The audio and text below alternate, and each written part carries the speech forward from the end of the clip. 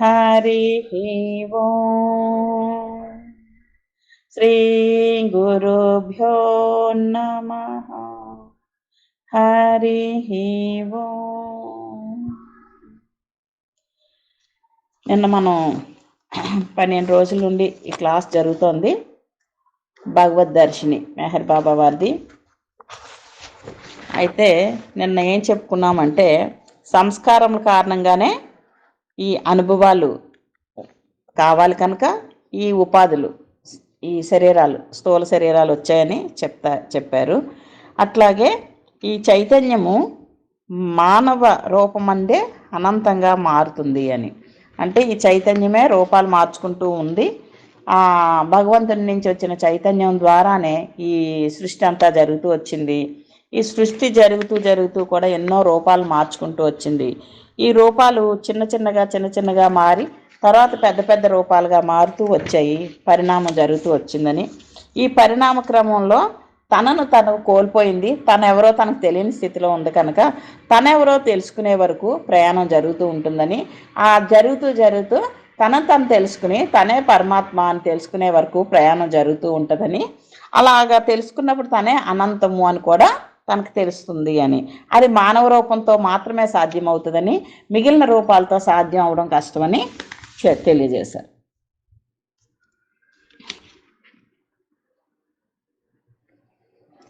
మానవ రూపము రూప పరిణామం యొక్క అంతిమ దశ. ఇక్కడ మానవ రూపం ఏంటి అంటే రూప పరిణామాలకి అంతిమ దశ. అంటే రూపాలు, చిన్న రూపాల నుంచి పెద్ద రూపాలు, అలాగే క్రూర మృగాల నుంచి మళ్ళీ సాత్వికంగా ఉండే ఆవులని, ఇలాంటి చిన్న చిన్న సాత్విక రూపాలు అన్నీ మారుతూ వచ్చాయి. తర్వాత మానవుడు వచ్చాడు కనుక ఈ మానవుడు వరకు పరిణామం జరిగిందని, ఈ మానవుడిగా జరిగిన తర్వాత ఇంకా పరిణామ క్రమంలో మనకి అక్కడ అంతిమం అదే. అంటే ఈ 84 లక్షల జీవరాశుల్లో లాస్ట్ ఇది మానవుడు. ఇంకా దాని తర్వాత మారడానికి ఏమీ లేదు.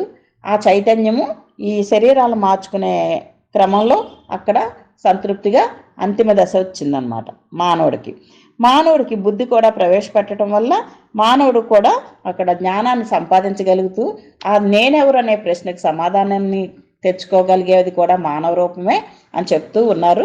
ఆ మానవుడు నేనెవరు అనే ప్రశ్నకు సమాధానం దొరికే ప్రయత్నంలో మానవుడే దాన్ని సాధించగలిగి తనే అనంతుడు అని, శాశ్వతుడని తెలుసుకోవడే అవకాశం మానవుడికే ఉందని చెప్తూ ఉన్నారన్నమాట. నిన్నటికి మనం అవన్నీ చెప్పుకున్నాం. ఇంక ఈరోజు ఏంటి చెప్తున్నామంటే, ఆయనకున్న 10 దశల్లో 5వ దశ గురించి మనం చెప్పుకుంటూ వస్తున్నాము.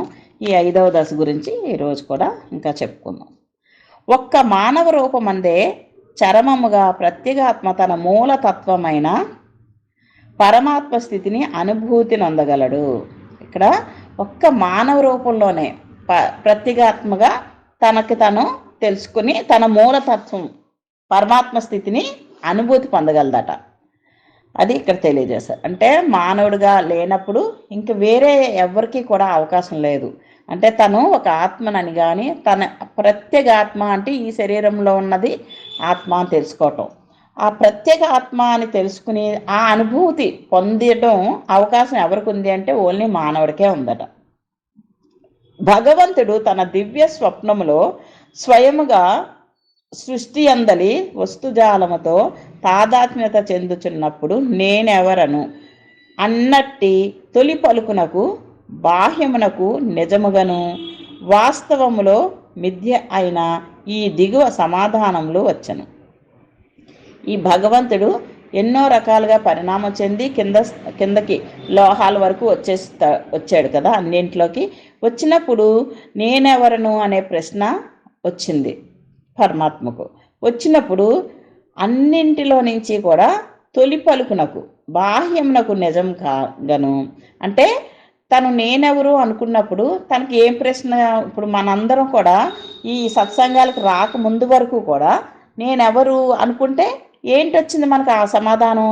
నేను పలానా పేరు నాది, పలానా వాళ్ళ అమ్మాయిని, పలానా ఆయనకి భార్యని, ఇవే కదా వచ్చే మనకి బాహ్యంగా సమాధానాలు దొరికే. కానీ నిజానికి అదంతా నిజం కాదు, మిథ్య అయిన ఈ దిగువ సమాధానాలు వచ్చాయి. అంటే అవి నిజం కాని సమాధానాలే వచ్చాయి మనకి. అంటే నేను మనిషిని అని, నేను శిల అని, నేను చెట్టునని, నేను క్రిమికీటకాన్నని, నేను నేను చేపనని, నేను పక్షినని, నేను జంతువునని సమాధానాలు వచ్చాయంట. అలాగే నేను స్త్రీ అని, నేను పురుషుడుని అని సమాధానాలు వచ్చాయంట. ఈ సమాధానాలన్నీ వచ్చాయి, కానీ నిజానికి అవేవి కరెక్ట్ కాదు అని చెప్తున్నాడు. భగవంతుడు తన దివ్య స్వప్నంలో స్వయముగా మానవ రూపంతో తాదాత్మ్యత చెందినప్పుడు అతడు ఇంకా అర్ధస్పృహలో ఉండక పూర్ణ చైతన్యము కలవాడయ్యను. ఈ భగవంతుడు తన దివ్య స్వప్నంలో, స్వప్నం మొదలవడమే కదా, సృష్టి మొదలవడమే స్వప్నం ఆయనకి. ఈ స్వప్నంలో స్వయంగా మానవ రూపంతో తాదాత్మ్యత చెందినప్పుడు అతడు ఇంకా అర్ధస్పృహలో ఉండకుండా పూర్ణ చైతన్యం కలవాడయ్యాను. అది పూర్ణ చైతన్యం అంటే మానవ రూపం వచ్చి కానీ పూర్ణం అయిపోయింది చైతన్యం. ఇంకా అప్పుడు మరీ పూర్తిగా నేను మనిషిని అనేలాగా నిర్ణయం అయిపోతున్నాడు అనమాట. అప్పటి వరకు అర్ధ స్పృహ ఉందంట, సగమే ఉందంట స్పృహ. ఆ తర్వాత స్పృహలో తన పూర్ణ చైతన్యానికి చేరుకోవడం జరిగింది. మానవ రూపంలోకి వచ్చినప్పుడు అక్కడ పూర్ణ చైతన్యం కలవాడయ్యాడనమాట. మానవుని పూర్ణ చైతన్యము యావత్తు కూడా దివ్య స్వప్నమును చెదరగొట్టి మానవునికి తాను భగవంతుడననేది నిజమైన మెలకువ ఇచ్చుటకు కారణమైనది. ఈ పూర్ణ చైతన్యము 84 లక్షల సార్లు ప్రయోగాలు చేసింది. ఒక రూపం నుంచి ఇంకో రూపానికి 4 కాళ్ళు పెట్టింది, ఒక రూపంలో 2 కాళ్ళు పెట్టింది, ఒక రూపానికి కాళ్ళు ఒక కాలు ఎక్కడ ఉండదు, 2. అయితే కొన్ని చిన్న చిన్న రోకల బళ్ళకి ఎన్నో కాళ్ళు కూడా ఉంటాయి. అట్లాగా ఎన్నో ప్రయోగాలు చేసుకుందన్నమాట ఈ చైతన్యమే. ఇన్ని ప్రయోగాలు చేసుకున్నాక మానవ రూపం వచ్చిన తర్వాత తనకు అర్థమైంది, ఇంకా చాలు, ఇంకా నా ఎక్స్పెరిమెంట్లు ఇక్కడితో ఆపేద్దాం, పూర్తయిందని చెప్పి అనుకుని అక్కడి నుంచి తన భగవంతుడు ఏదైతే మానవుడుగా వచ్చిన ఈ భగవంతుడు అన్నీ మర్చిపోయాడు కదా, నేనెవరనే స్పృహ. సో ఈ మర్చిపోవటం వల్ల తను ఏ ప్రయత్నం చేస్తోందట, మెలకు వచ్చేలాగా, అంటే ఒక జ్ఞానంతో మేల్కొనేలాగా అనమాట.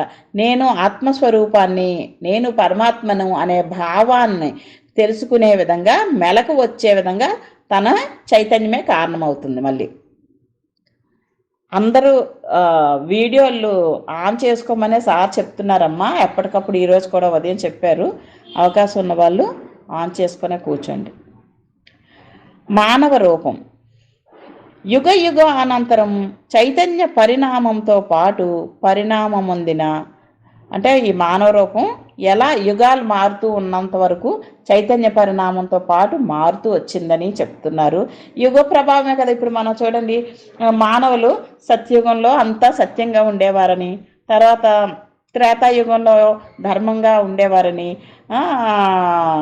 మనకి ద్వాపర యుగంలో కొంచెం ధర్మం తగ్గిందని, ఇప్పుడు కలియుగం వచ్చేసరికి ధర్మం 4 పాదాల నడవట్లేదని చెప్తూ వచ్చారు, 1 పాదం మీద నడుస్తుంది అంటారు.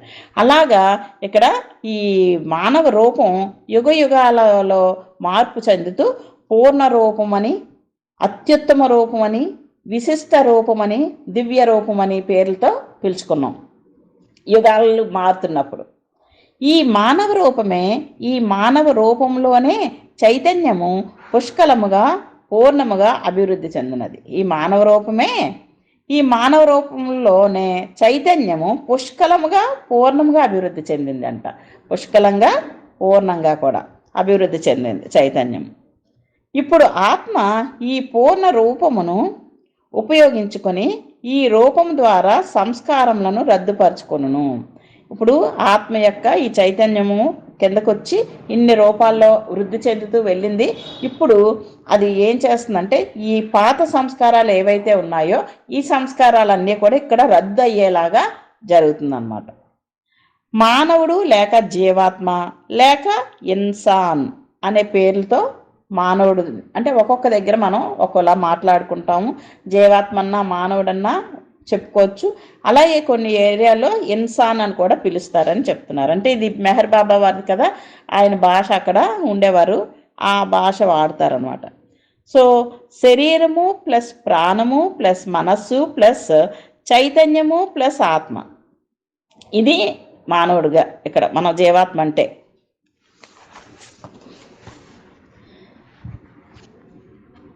విసృష్టముగా చెప్పవలెనన్నచో అసలు ఉన్నది ఒక్కటే రూపము, అదియే మానవ రూపము. అంటే అసలు నిజంగా చెప్పాలి విశిష్టంగా అంటే మానవ రూపం ఒక్కటే చెప్పాల్సిన రూపం అంట. మానవ రూపం అంటే మానవ రూపము పూర్వం దాటి వచ్చిన దశలన్నింటిలో అంతర్నిహితమై ఉన్నది. ఇప్పుడు మానవుడు తయారవ్వాలి అంటే మానవుడి కంటే ముందు కోతి నుంచి మానవుడు వచ్చాడని మనం వినేవాళ్ళం. అంటే ఆ కోతికి తెలివితేటలు ఎక్కువగా ఉంటాయన్నమాట. మానవుడిగా వచ్చే ముందు ఏ యానిమల్స్గా ఉన్నాయో ఆ యానిమల్స్కి తెలివితేటలు ఎక్కువగా ఉన్నట్టు, డాల్ఫిన్ ఫిష్కి అలాగే చెప్తారు చాలా తెలివైంది అని, అలాగే కోతికి చెప్తారు తెలివితేటలు చాలా ఉంటాయని.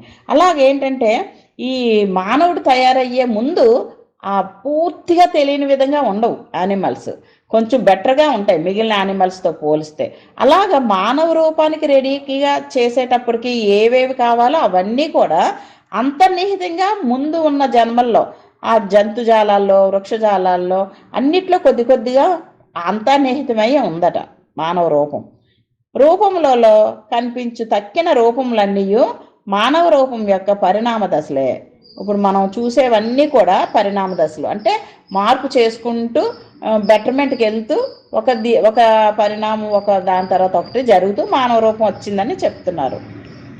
ఆత్మకు మానవ రూపం లేకుండా సూక్ష్మ కారణ దేహముల చైతన్యము కానీ ఆత్మ చైతన్యము కానీ పొందుట దుర్లభము. అది అంటే అసలు ఇప్పుడు ఆత్మ ఏ రూపం లేకుండా ఉందండి, అదే అంతా నిండి ఉన్న భగవంతుడిగా ఉంది. మరి మనం ఆత్మ కిందకి రావాలి అనుకున్నా, ఏదైనా మనకి ఇక్కడ వ్యవహారం చేయాలనుకున్నా, పాత సంస్కారాలు రద్దు చేసుకోవాలి అనుకున్నా కూడా ఏంటి ఇక్కడ చెప్తున్నారు, మానవ రూపం ఉంటే తప్ప అవ్వదు. మానవ రూపం ఉంటేనే ఆత్మ తన చైతన్యంతో తను మన లోపలికి ఒక ఆత్మస్వరూపంగా రాగలుగుతుంది. అట్లాగే ఈ చైతన్యము కూడా ఈ సూక్ష్మ స్థూల కారణ శరీరాలు చక్కగా ఉండాలి అంటే చైతన్యము ఆధారమయ్యి మాత్రమే ఉండగలదు. అంటే మానవ రూపం ఉంటేనే చైతన్యము ఆత్మ లోపలికి ప్రవేశపెట్టడం కానీ ఆత్మ యొక్క చైతన్యంతో ఈ శరీరం నడవడం కానీ చెయ్యాలి అంటే ఈ చైతన్యం అవసరం. చైతన్యం ఉండాలి అంటే ఈ సంస్కారాలు రద్దవ్వాలి అంటే రూపం అవసరం. ఆ రూపం అవసరం కనుక మానవుడు వచ్చాడని చెప్తున్నారు ఇక్కడ. పరమాత్మ అనుభూతిని పొందుటకు కాంక్షించుచున్న ఆత్మ మానవ రూపము ధరించి పరమాత్మ అనుభూతిని పొందుటకు కాంక్షించుచున్న ఆత్మ మానవ రూపం ధరించి పూర్ణ చైతన్యమును సంపాదించినప్పటికీ పరమాత్మ అనుభవమును పొందలేకపోయినది. అంటే ఇప్పుడు వరకు ఏమైంది, పరమాత్మ యొక్క అనుభవం పొందాలనుకుంది. ఎందుకంటే ఒక అసలైన అంతటా నిండి ఉన్న భగవంతుడి నుంచి సపరేట్ ఎప్పుడైతే అయిపోయిందో నేనెవరు అనుకొని అక్కడే మొదలైపోయింది అవిద్య తనకి. ఆ అవిద్యలోంచి పూర్తి కిందకి అజ్ఞానంలోకి వచ్చేసింది, ఇన్ని రూపాల్లోకి. తెలుసుకోవాలనే ప్రయత్నం జరుగుతూ ఉంది కానీ తెలుసుకోలేకపోతూ ఉందన్నమాట. దానికోసం మానవ రూపం ధరించింది చైతన్యము. ధరించినప్పటికీ కూడా పరమాత్మ యొక్క అనుభవం పొందలేకపోతూ ఉంది. ఎందువలన అంటే ఆ పూర్ణ చైతన్యము స్థూల సంస్కారములలో కేంద్రీకరించి ఉన్నంత కాలము.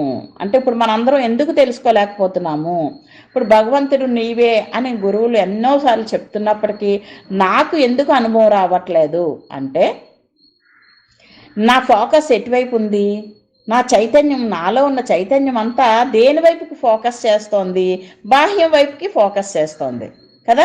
లోపల అంతరంలో ఉన్న ఆత్మస్వరూపంగా ఉన్నాడే పరమాత్మ, ఆయన దర్శించాలంటే నేను బయటికి చూస్తుంటే ఆయన ఎలా దర్శనం అవుతుంది అని చెప్తున్నారు ఇక్కడ. సో స్థూల రూపంతోనే మనం ఎరుక కలిగి ఉంటున్నాం. అంటే ఈ స్థూలంగా కనబడుతున్న ఈ శరీరం నిజం అనుకుంటున్నాము, ఇది చూస్తున్నవన్నీ కావాలనుకుంటుంది. ఇది ఎక్కడ ఏది కనబడుతున్నా, ఏది వినిపిస్తున్నా, ఏది రుచి చూస్తున్నా కూడా అటువైపుగా వెళ్ళిపోతుంది అన్నమాట ఫోకస్ అంతా. అలాగే నాతో పాటు ఉన్న మిగిలిన జీవులు, అలాగే నాతో పాటు ఉన్న మిగిలిన లోకాలేంటి, ఇవన్నిటికీ అట్రాక్ట్ అవుతూ మనం దానిలో ఉంటున్నాం అన్నమాట. ఉండటం వలన ఏమవుతుంది, ఎరుకంతా మనలో ఉన్న ఎరుకంతా బాహ్యం వైపుకి వెళ్తుంది. వెళ్ళటం వలన భౌతిక లోకాల అనుభవమే పొందుతున్నాం. మనం బాహ్యంగా అనుభవిస్తున్నాం, చూస్తున్నది నిజం అనుకుంటున్నాం, కావాలనుకుంటున్నాం, ఇష్టమైంది అంటున్నాము, ఇష్టం లేదంటున్నాము, మళ్ళీ కావాలి అనుకుంటున్నాం. ఈ బాహ్యంగా ఎప్పుడైతే అవి చూస్తూ ఉన్నామో బాహ్య అనుభవాలే మనకి పొందుతున్నాం తప్ప లోపలున్న పరమాత్మ యొక్క అనుభవం పొందడానికి శరీరాలు తెచ్చుకున్నప్పటికీ కూడా ఆ అనుభవం పొందలేకపోతున్నాము. తెలిసిన స్థితిలో జాగృతిలో మనస్సే మానవుడు.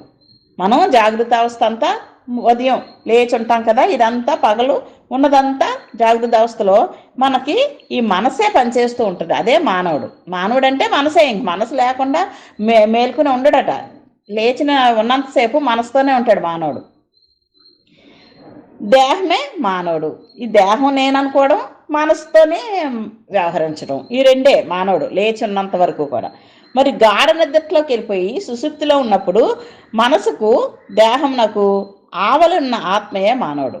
బాగా గాఢ నిద్రలోకి వెళ్ళిపోయిన తర్వాత మనసు పూర్తిగా రెస్ట్లోకి వెళ్ళిపోతే అప్పుడు దేహం ఉందన్న విషయం తెలుసుకునే మనసు కూడా అక్కడ లేదు.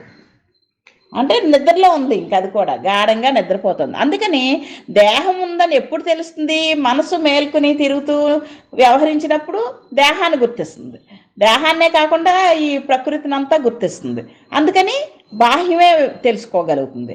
ఎప్పుడైతే పోనీ గాఢ నిద్రలోకి వెళ్తే ఇంద్రియాలన్నీ రెస్ట్లోకి వెళ్ళాయి, ఏమీ చేయట్లేదు అంటే మనసు కూడా నిద్రలోకి వెళ్ళిపోతుంది. ఆ మనసు ఎరుగుతో లేదు అక్కడ. అందువలన అక్కడ దేహం ఉందన్న విషయం కూడా తెలియకుండా ఉంది. మనసు పట్టించుకోవట్లేదు దేహాన్ని. అందుకని ఆ సుషుప్తిలో మాత్రం ఆత్మయే మానవుడు. అక్కడ మానవుడు ఎవరు అంటే ఆత్మ ఒక్కటే ఉంది అక్కడ. అంటే వాడు బ్రతికే ఉన్నాడు కదా, చనిపోలేదు కదా. సో బ్రతికి ఉన్నంత వరకు ఆయనలో ఉన్న ఆత్మ ఆయనలో ఉంది. అక్కడ మంచం మీద గాఢ నిద్రలో ఈ డెడ్ బాడీలో చూసినప్పుడు ఆత్మ లేదు, అందులో శరీరం ఉంది అంతే. ఇక్కడ పూర్తి మనసు అన్ని బయటికి వెళ్ళిపోయినాయి, ఇంక లేనే లేవు అక్కడ. ఇక్కడ ఉండి రెస్ట్లో ఉన్నాయి. ఆత్మ ఏమో కదలని స్థితిలోనే ఎప్పుడూ ఉండేటాగా ఉన్నాడు. కానీ తెలుసుకునే మనసు పనిచేయట్లేదు కనుక వాడికి అక్కడ తెలుసుకోలేని స్థితిలోనే ఉంటున్నాడు. కానీ మనకి ఇక్కడ తెలుసుకోవడం లేదు. కానీ అక్కడ ప్రజ్ఞ మేల్కొంటే, ఆ 3 అవస్థల్లో మేల్కొంటే అక్కడ కూడా మనకి ఆ ప్రజ్ఞ ఉంటుంది. కానీ ఇక్కడ దేహం స్పృహ లేదు, మనసు వ్యవహారం లేదు కనుక ఆ సమయంలో మానవుడు ఎలా ఉన్నాడు? తన ఆత్మతో తను ఉన్నాడట. ఎరుక పెద్దగా లేదు అక్కడ. కానీ అక్కడ మనం ఉదాహరణగా చెప్పుకోవటానికి, అర్థం అవడానికి చెప్తున్నారు. అది చైతన్య పరిణామంలో సంస్కారములే భగవంతునికి మానవ స్థితి యొక్క అనుభవంను కలుగజేసినవి. ఇక్కడ భగవంతునికి మానవ స్థితి యొక్క అనుభవం కలుగజేసింది ఎవరు అంటే చైతన్య పరిణామంలో సంస్కారాలు. అది అంటే ఈ చైతన్యము చిన్న క్రిమికీటకాల నుంచి, వృక్షాల నుంచి, జంతువుల నుంచి మానవుడిగా వచ్చింది. ఆ పరిణామం జరుగుతూ ఎన్నో విషయాలు తెలుసుకుంటూ వచ్చిందనమాట.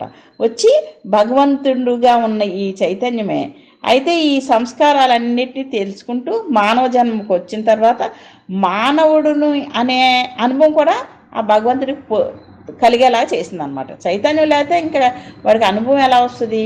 వాడు డెడ్ బాడీ కింద చెప్పేస్తాం. సో చైతన్యం ఉంది కనుక ఆ చైతన్యం వలన మానవ స్థితి యొక్క అనుభవాన్ని కలుగజేసింది అనమాట. అది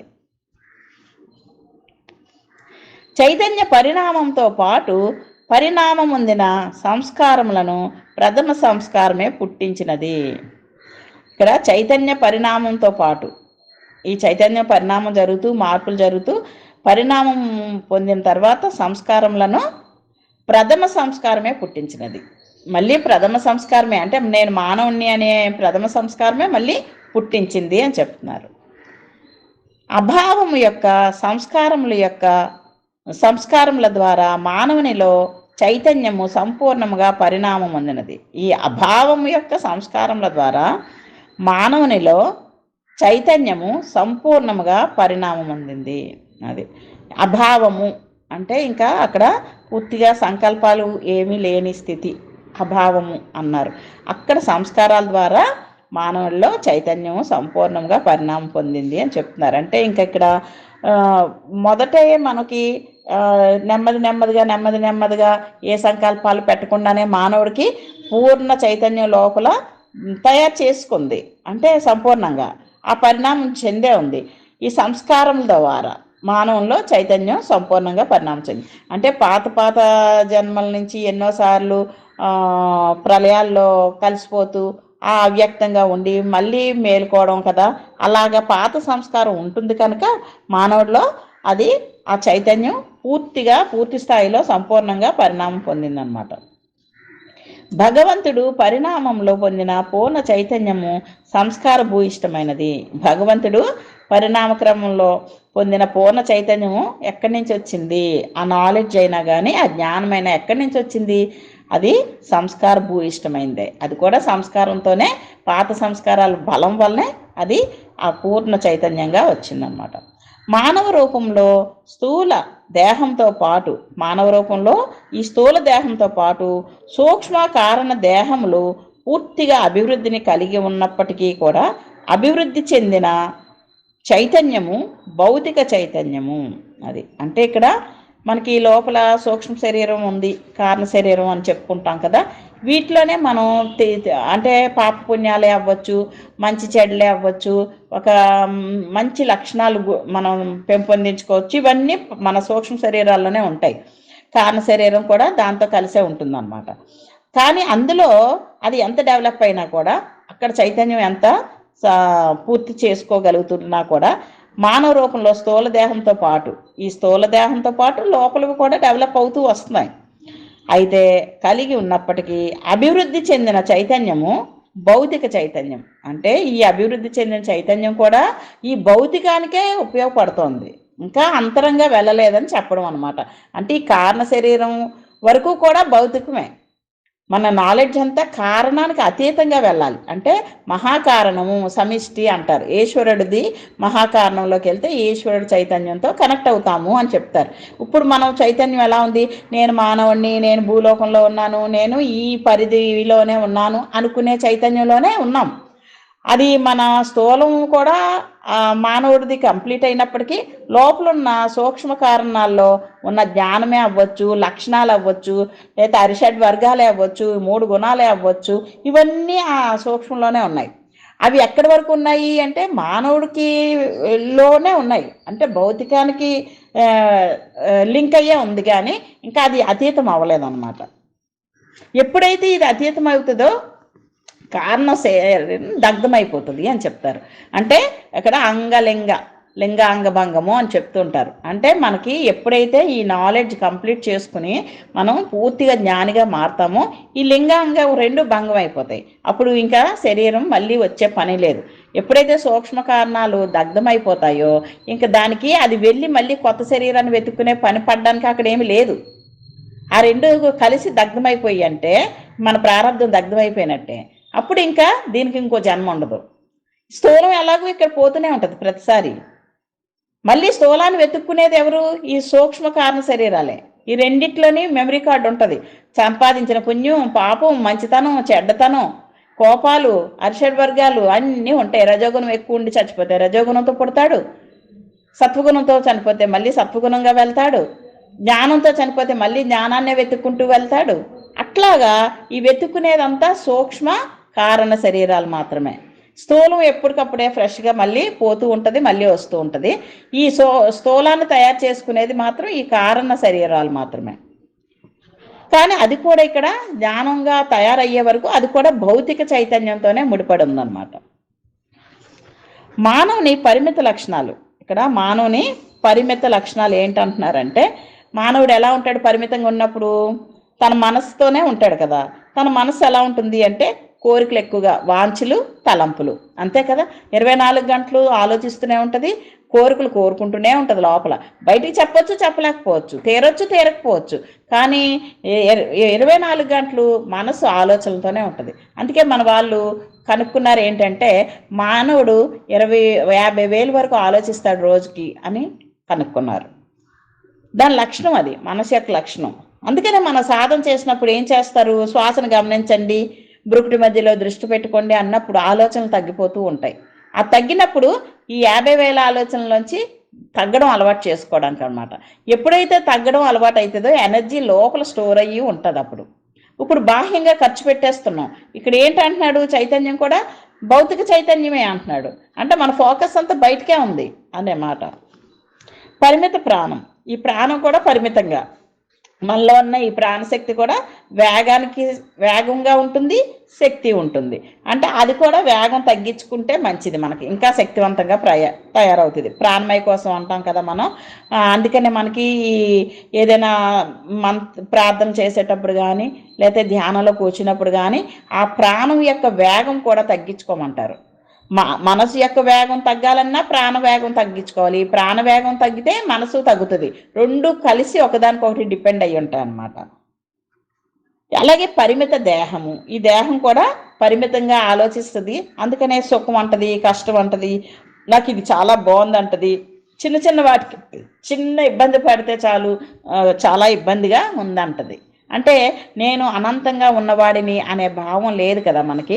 అందుకని చిన్న కష్టం కూడా పెద్దదిగా చూసుకుంటుంది అనమాట. అది పరిమితంగా ఉంటుంది దాని ఆలోచన అంతా కూడా.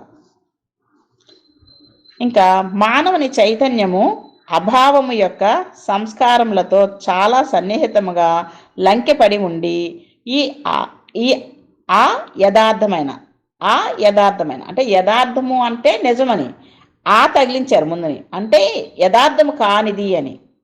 అభావమును అంటే భావం లేనిది, సర్వము గను సత్యముగను ఎరుకతో అనుభవింపచేయుచున్నది.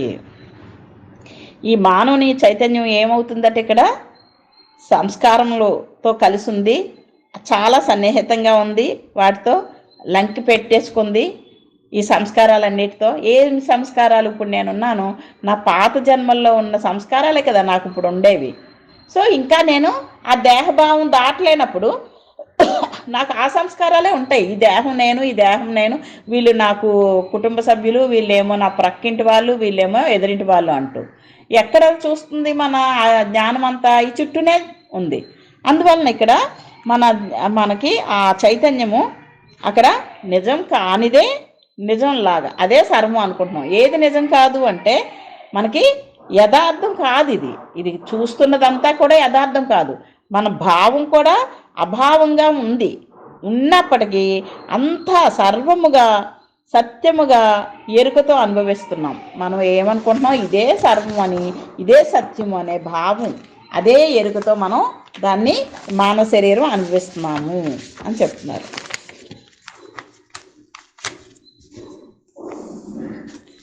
ఇక్కడ చైతన్యము లేకున్నా భగవంతుడు ఎవరైతే ఉన్నారో ఆయన సృష్టి పరిణామము పొడవునను క్రమక్రమముగా హెచ్చు చైతన్యమును పొందుచు చివరకు మానవ రూపంలో పూర్ణ చైతన్యము కలవాడయి ఆ మానవ రూపంతో తాదాత్మ్యత చెందుతున్నాడు. ఈ చైతన్యము లేకుండా ఉన్నాడు. ఫస్ట్ భగవంతుడు ఎలా ఉన్నాడు, ఏ చైతన్యము లేదు ఆయనలో ఎరుక లేదు, ఆయనలో ఏ జ్ఞానం లేవు, అన్నీ అంతర్నిహితంగా ఉన్నాయని చెప్తూ వచ్చారు కదా. అలాంటి భగవంతుడు ఏం చేస్తున్నాడు, ఇక్కడ చైతన్యము వచ్చింది, ఎరుక వచ్చింది, కదలికలు వచ్చాయి, మాయా సృష్టి మొదలైంది.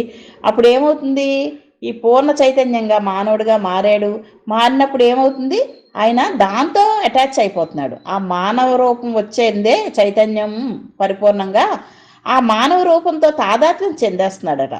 అదే నిజం అనుకుంటున్నాడు అనమాట. మానవునిలో ప్రాణమయ కోసము మనోమయ కోసములు పుష్కలంగా పెరిగినప్పటికీ భూతలం మీద అవి మానవ స్థితిలో పరోక్షముగాను ఎరుక లేకను నిర్విరామముగా నిరంతరాయముగా నియమబద్ధముగా ఉపయోగింపబడుచున్నవి. అంటే ఈ ప్రాణమయ కోసం మనోమయ కోసం చాలా పుష్కలంగా తయారైంది. మానవుడి శరీరంలోకి వచ్చేసరికి చాలా పుష్కలంగా ఉందట. అయినప్పటికీ కూడా ఈ భూతలం మీద అది ఎలా ఉపయోగించడం జరుగుతుందంటే కాస్త నియమబద్ధంగానే ఉంది. ఇప్పుడు భగవంతుడైతే అవధులు లేకుండా ఉంటాడు కదా, అలా లేదట ఇక్కడ. ఈ భూతలం మీద మానవ స్థితిలో ఉన్నది చైతన్యము, అది పరోక్షంగా ఉంది, కానీ ఎరుక లేకను నిర్విరామంగా ఉంది, నిరంతరాయముగా నియమబద్ధముగా ఉపయోగపడుతుంది, నియమబద్ధంగానే ఉపయోగించడం జరుగుతుంది. అంతే కదండి. ఇప్పుడు మనలో చైతన్యము నిజంగా అంతటా ఉన్న చైతన్యం ఒకటే అని చెప్పినప్పటికీ నేనేమైనా ఇప్పుడు ఇక్కడి నుంచి అక్కడ ఏదైనా చేయగలుగుతానా? ఈ శరీరంలో ఉండి ఇది ఎంతవరకు అందుతుందో నాకు ఇదే పట్టుకోగలుగుతాను, ఇక్కడే నడవగలుగుతాను, ఇక్కడ నేనుండి అక్కడ కాలేయగలనా? ఈ చైతన్యము ఇక్కడ పరిమితంగానే ఉంది అన్నమాట, నియమబద్ధంగానే ఉంది. ఆ విధంగా చెప్తున్నారు. సంస్కారములలో చిక్కుబడిన చైతన్యమే జీవాత్మ. ఈ సంస్కారాలతో చిక్కుబడిపోయిందే అదే, ఆ చిక్కుబడిన చైతన్యమే జీవాత్మ. అది అంటే ఇక్కడ చిక్కుబడింది సంస్కారంలో. నేను ఈ శరీరాన్ని మాత్రమే, నాకు ఇక్కడ భార్య స్థానం ఇచ్చారు, నాకు ఇక్కడ తల్లి స్థానం ఉంది అని ఒక నియమం పెట్టుకొని దానికి అనుకూలంగానే నాలో ఉన్న చైతన్యాన్ని నేను తయారవుతుంది ఇక్కడ ఏ పనైనా కానీ ఈ చైతన్యాన్ని ఆధారంగా చేసుకుని. అయితే దానికి జీవాత్మ అని పేరు. పరిధి ఉంది కదా, ఇక్కడ పరిధి పెట్టుకుని ఇక్కడే లిమిటెడ్గా ఉండే ఈ లోపల ఉన్న చైతన్యమే జీవాత్మ. అంటే సంస్కారాలతో కలిసి ఉన్నాడు కనుక. ఇక్కడికి ఇలా మనం చెప్పుకున్నాం. ఇది రేపు వేరే పిక్చరు నేను ఫోటో తీసి పెడతానండి. ఇందులో మానవుడిది ఫోటో ఉంది, అది మనం రేపు ఎక్స్ప్లెయిన్ చేసుకుందాం. ఓకేనమ్మా. హరి ఓం. శ్రీ గురుభ్యో నమః. హరి ఓం.